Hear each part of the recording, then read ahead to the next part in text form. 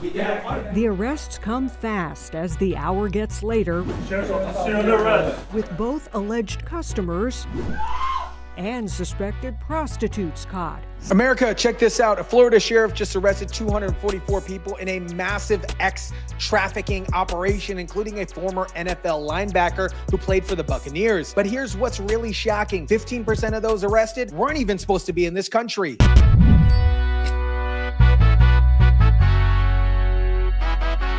We had people come from 12 different states to be arrested in Polk County, Florida.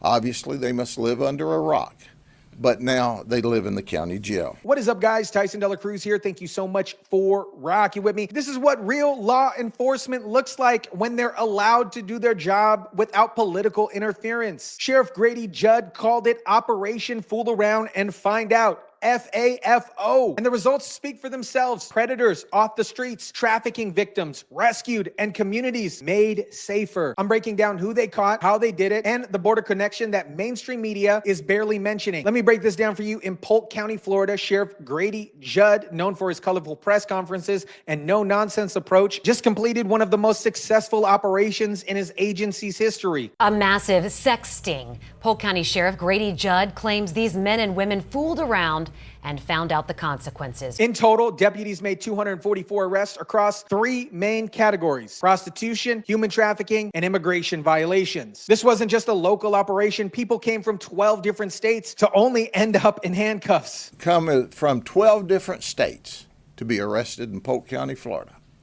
Obviously, they must live under a rock, but now they live in the county jail. This wasn't a one-day operation either. This was a comprehensive 9-day sting that involved multiple law enforcement agencies working all together. National investigative correspondent Angie Moreski and photojournalist Nathan Aaron were embedded with law enforcement, giving us a rare behind-the-scenes look. I'm National investigative correspondent Angie Moreski with a Spotlight on America exclusive. We're here at a hotel room in Central Florida embedded with law enforcement for a massive undercover operation to fight human trafficking. This operation was meticulously planned, with undercover officers posing as customers or prostitutes, hidden cameras capturing every single interaction, and takedown teams ready to move in at a moment's notice. Show yourself. Show myself? Yeah. This exclusive surveillance video shows an undercover detective posing as a customer with a suspected prostitute who just arrived at his hotel room. Oh. Hidden cameras capture it all as a Polk County Sheriff's supervisor watches every move from another room across the hall. On the prostitution side, 141 quote-unquote Johns were arrested. These weren't just your average offenders. They included some shocking high-profile individuals. All right, move in, take him down. On the prostitution side, 141 Johns arrested. They include a former executive with the Red Cross, a former NFL linebacker who played for the Buccaneers, a Walmart manager, a popular restaurant owner, and 11 people who detectives say thought they were soliciting a teenager for sex. And perhaps one of the most disturbing were the 11 people who thought they were soliciting minors. Sheriff Judd didn't slice up any words when describing one of these predators. And he told this 15-year-old child, "I want to put a baby in you." Well, we put a gel in him, so there you go. Among the most notable arrests was former NFL player Adarius Taylor, who played for both Carolina and Tampa Bay. What makes this case particularly egregious is that he allegedly left his 6-year-old autistic son in the car while he went to go solicit sex. Among the most notable arrested, this former NFL player with Carolina and Tampa Bay, Adarius Taylor, who officials say left his 6-year-old autistic son in the car. Nothing to say?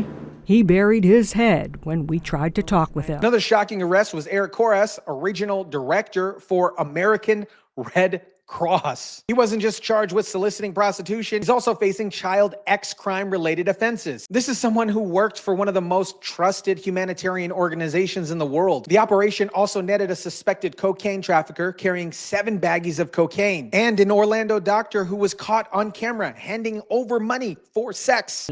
Greg, yeah, where are you from? an Orlando doctor who playfully chatted, There you go. quickly handing over his money. Human trafficking aside, investigators identified 4 victims who were forced into prostitution. These aren't people who chose this life. These were victims of modern-day slavery. On the human trafficking side, investigators identified 4 victims forced, they say, into prostitution. Thank you, Sheriff. An organization called One More Child, right there with them to provide help and services. No one grows up wanting to sell their bodies for profit, and we are committed to providing opportunities for a life outside of sexual exploitation and human trafficking. Sheriff Judd described human sex trafficking as a form of modern-day slavery, with an estimated 100 to 150,000 victims nationwide. The highest number of cases are reported in California, Texas, and Florida. It's a huge problem all over the United States. Sheriff, here we are in the takedown room. Polk County Sheriff Grady Judd is the driving force behind the operation. Welcome to Polk County. Under his watch, they've conducted major stings like this for the past 15 years.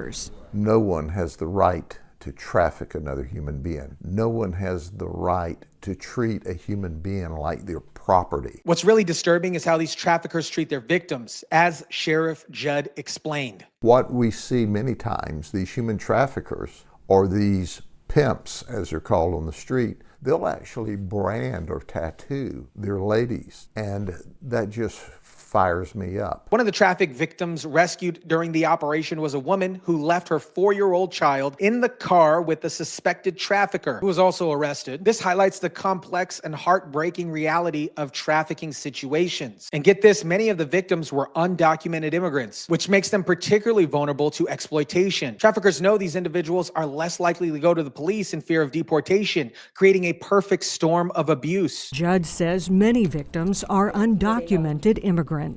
Why is it important to do this? We rescue a lot of people with these human trafficking operations. Now here's where the story gets even more disturbing. Sheriff Judd revealed that 36 of those arrested, that's 15% of total, are in the country illegally. 15% of the people that we arrested weren't even supposed to be in this country. These aren't people who are coming here for a better life. They're coming here to commit crimes against Americans. Several agencies from the Tampa Bay area participated in the operation, including local, state, and federal authorities like ICE. Several agencies from the Tampa Bay area participated, local, state, and federal, including ICE. They're not coming here the right way. The operation also uncovered a significant amount of weapons. A total of 8 guns were confiscated during the sting, as one detective explained. How dangerous is that? We never know what their intentions are, and we have to always be on guard. Those who are in the country illegally face enhanced charges and likely deportation. This highlights the connection between our border security policies and the crime in American communities. Sheriff Judd says those arrested during Operation Fool Around and Find Out range in age from 17 to 70. Those who are in the country illegally face enhanced charges and likely deportation. Sheriff Judd also mentioned another success from this operation, the use of artificial intelligence. This marked the first operation they put together using the Sheriff's Artificial Intelligence Laboratory to set up infrastructure or blueprints of the operation. Judd also mentioned what he called another success, employing artificial intelligence.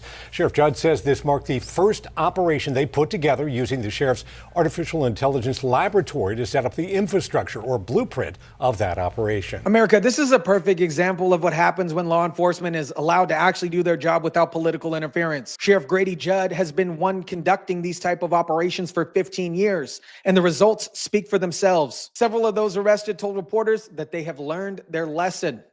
I ain't doing this ever again, I promise. Y'all got my word, y'all ain't gonna ever see me again. But this operation also highlights the connection between our border crisis and crime in American communities. When 15% of those arrested are in the country illegally, it's clear that our failure to secure the borders is having real consequences to public safety. Punishment for these offenders will vary based on their crimes. For prostitution charges, they'll face up to 60 days in jail and fines. But for the worst of the predators, those targeting children could face up to life in prison. This operation shows how law enforcement is adapting using new technology to stay one step ahead of these criminals. By combining traditional police work and cutting-edge AI tools, Sheriff Judd's team was able to make this operation their most successful yet. I'll keep you updated on this story as it develops. And remember, when law enforcement is allowed to do their job without political interference, our communities are safer for everyone. Let me know what you guys think about this. Drop it down in the comment section down below. Smash the like button if you kindly would. Share, subscribe. And as always, guys, I'll catch you on the next one.